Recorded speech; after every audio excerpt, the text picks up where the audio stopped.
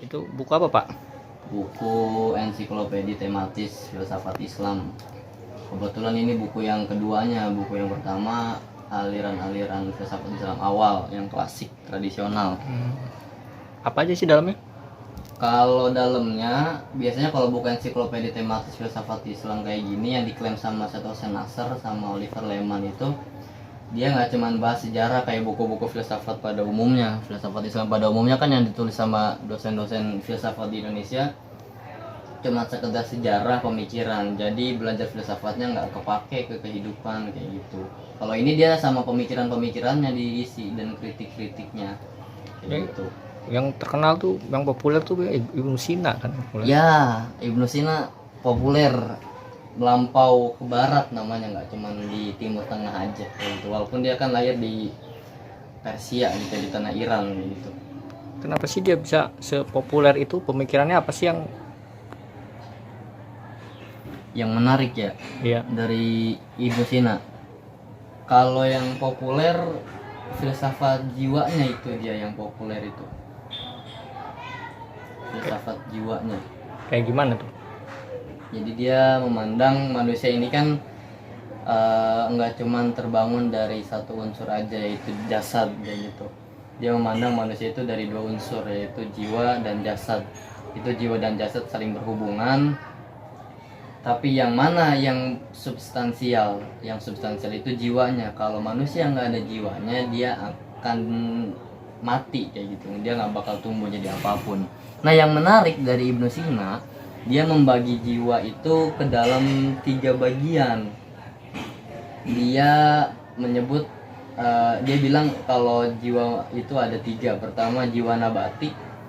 Jiwa nabati itu jiwa tumbuhan, jiwa hewani. Jiwa hewani itu dia jiwa hewan ya. Dan jiwa dan nafs natikoh, jiwa manusia, jiwa yang berpikir. Di jiwa hewani jiwa nafs, ini 3 jiwa, dia saling berurutan gitu. Paling rendah itu nafs nabatiyah, di tengahnya ada nafs hayawaniyah, paling tinggi dia nafs natikoh.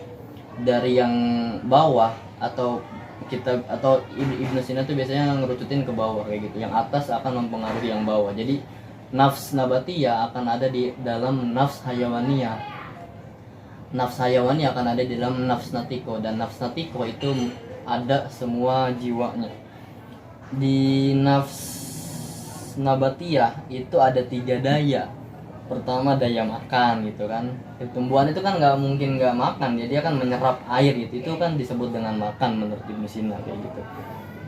Terus kedua daya tumbuh, nggak ada satupun pohon yang tiba-tiba gede gitu kan, nggak mungkin itu. Pohon kelapa tiba-tiba gede ada buahnya, nggak mungkin, dia pasti dari bibit dulu. Tetap berproses ya. Berproses gitu. Atau yang dikenal kalau ada salah satu organisasi ekstra itu, tetaplah merasa hijau maka engkau akan tetap tumbuh. Wede. Itu dia mungkin ngebaca Ibnu Sina itu kayaknya, itu yang bikin. Pinter juga. Dulu pinter, sekarang dipertanyakan kepintarannya. Kenapa bisa dipertanyakan kepintarannya? Karena semenjak post Covid, semua organisasi mahasiswa mundur secara intelektual, maju secara politikal. Oh. Kembali ke Ibnu Sina. Ibnu Sina itu berbicara indera nggak sih sebenarnya? Berbicara juga. Nah, itu di nafs hayawaniyah. Di nafs nabati itu tadi ada makan, tumbuh dan berkembang biak. Kayak misalkan rumput, dia kan bisa banyak gitu. Nah, dia itu berkembang biak berarti. Kayak gitu. Nah, di nafs hayawaniyah ini yang menarik. Ada pembeda di antara hewan dengan tumbuhan kayak gitu. Pertama, muharrikah atau gerak. Muharrikah itu ada 2, ada syahwat dan godob. Syahwat itu berarti mendekati sesuatu, dan godob itu berarti menjauh dari sesuatu. Cuman ini melalui insting biasanya. Nanti bedanya akan terlihat ketika kita membicarakan nafs natikoh. Itu pertama muharrikah. Ada mudrikah, ini yang menarik. Lebih menarik kalau dibakar dulu rokoknya.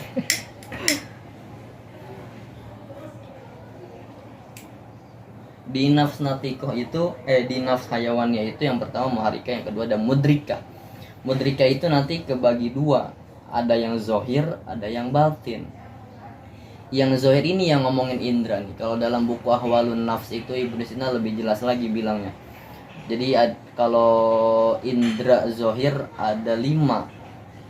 Pertama penglihatan, pendengaran, penciuman, peraba, dan pengecap atau perasa kayak gitu. Itu nanti dihubungkan dengan bagian-bagian otak yang ada di dalam kayak gitu, rongga depan otak, rongga atas dan lain-lainnya. Makanya kan Ibnu Sina juga bagian dari dokter kayak gitu, karena dia ngerti hal-hal yang ada di dalam diri manusia secara fisik. Nah, itu yang zahir. Nah, kalau yang batin ini yang menarik, yang jarang disadari sama orang-orang. Yang batin itu ada 5 juga. Pertama, hissul mustarok. Hissul mustarok itu indera bersama. Jadi kan kalau misalkan kayak gini nih ya,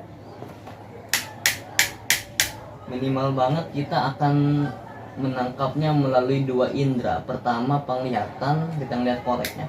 Kedua pendengaran, kita melihat telinganya. Untuk orang yang normal kayak gitu, yang mata sama telinganya berfungsi. Nah, kalau misalkan semua indera zohir itu memiliki fungsinya tersendiri, kenapa ketika masuk ke dalam pikiran itu bisa konkret bersamaan? Nah, itu yang menyatu-nyatukannya adalah hissul mustarok, namanya indera bersama. Nah, pertanyaan yang kedua, kalau misalkan sudah masuk, apakah tersimpan atau lupa aja seperti air kayak gitu, melukis di atas air lupa lah. Yang kedua, makanya dijelasin ada namanya daya khoyal. Khoyal itu yang menyimpan apa yang diserap oleh hisul mustarok secara fisik kayak gitu, itu khoyal. Nah, kenapa pertanyaannya manusia itu sering bisa berkreasi?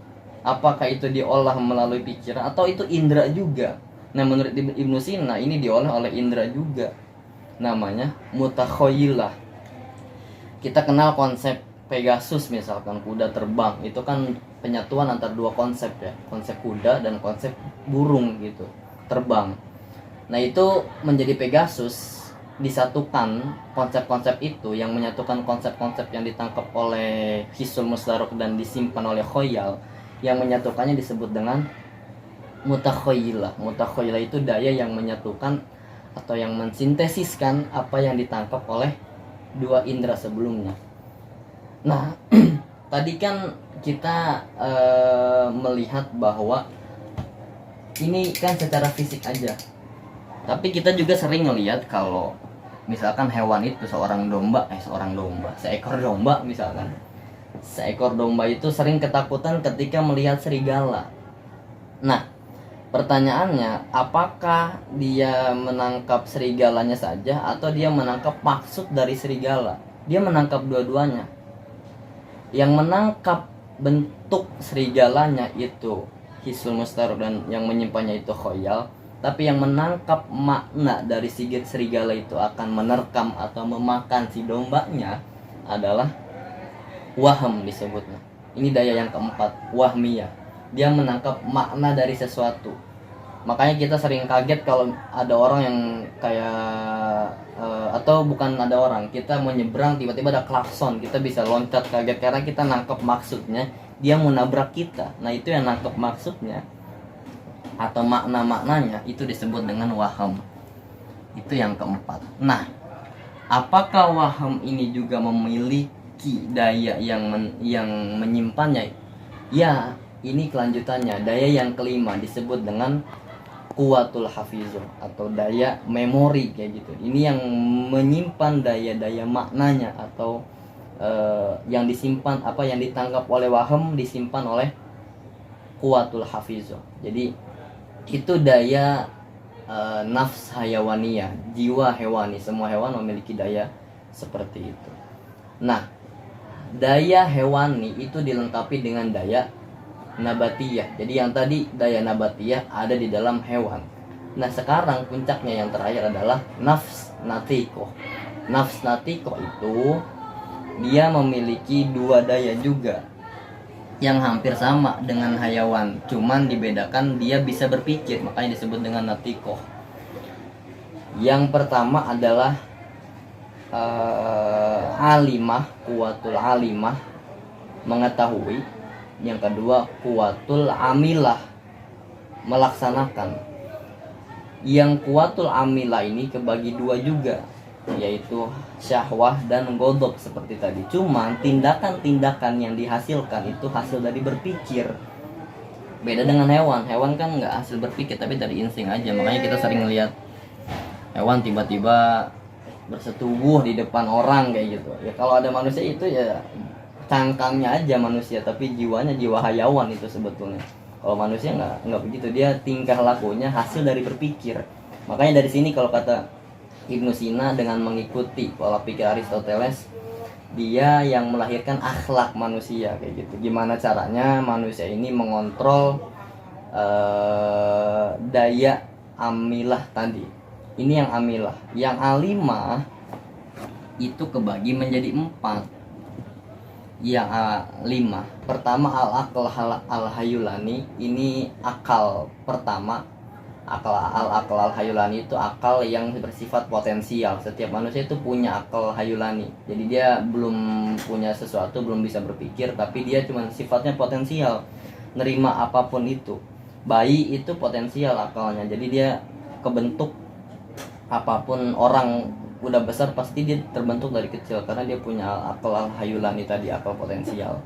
Yang kedua akal bil malakah. Akal bil malakah itu dia udah bisa berpikir, cuman dia belum bisa, apa bahasanya, belum bisa menemukan jawabannya kadang.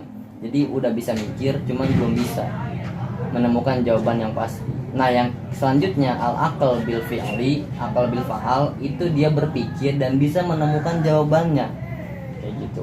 Tapi kadang benar, kadang juga salah. Nah yang pasti adalah akal tingkatan ke selanjutnya, akal bil mustafad, atau al-aql al-mustafad. Ini pengetahuan yang terhubung nanti dengan akal ke-10, sebagaimana dijelaskan dalam proses kosmologi atau emanasi dari Ibnu Sina. Itu dia kalau mikir langsung ketemu jawabannya secara otomatis kayak gitu. Nah Ibnu Sina juga menambahkan dalam pemikirannya tentang nafs natiko ini akal qudsi gitu, akal para nabi gitu. Makanya tapi akal para nabi itu dibagi dua juga. Pertama yang khusus didapatkan oleh nabi, yang kedua yang diperoleh oleh orang-orang biasa melalui penyucian jiwa. Itu tetap tapi di bawah akal para nabi. Yang dimaksud dengan akal para nabi itu karena Ibnu Sina mengidentikan malaikat Jibril itu bukan sebagai suatu bentuk substansi wujud masing-masing, tapi dia mengidentikan malaikat Jibril dengan apa tuh disebutnya tuh, dengan akal juga, akal intelek kayak gitu, dengan intelek tertentu juga. Jadi dalam pemikiran Ibnu Sina, malaikat Jibril lah yang memberikan malaikat Jibril itu disebut dengan akal juga, cuman dalam bahasa akal tertentu. Tahu itu akalnya apa gitu namanya, Pak. Itu yang menarik dari Ibnu Sina yang kemudian nanti berkembang di pemikiran selanjutnya di Suhrawardi.